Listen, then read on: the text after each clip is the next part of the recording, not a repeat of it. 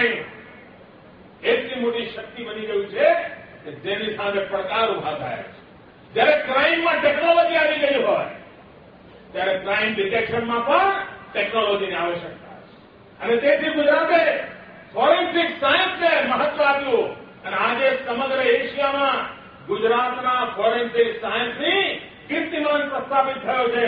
ગુજરાતના ફોરેન્સિક સાયન્સે જે કહ્યું હોય એને એવિડન્સ તરીકે જે વાતો આપી હોય એને આજે સમગ્ર જ્યુડિશરી સ્વીકારવી થઈ છે. આવું ઉત્તમ કામ આ ફોરેન્સિક સાયન્સ લેબ દ્વારા થતું આવ્યું છે. પણ આપણે ત્યાં ના અટક્યા. આપણે ત્યાંથી આગળ જઈને ફોરેન્સિક સાયન્સ યુનિવર્સિટી બનાવી છે.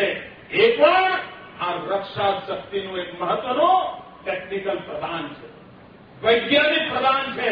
અને વિજ્ઞાનને ભરોસે સામાન્ય માનવીના જીવનની રક્ષા માટે કેવું યોગદાન થાય એની ચિંતા છે.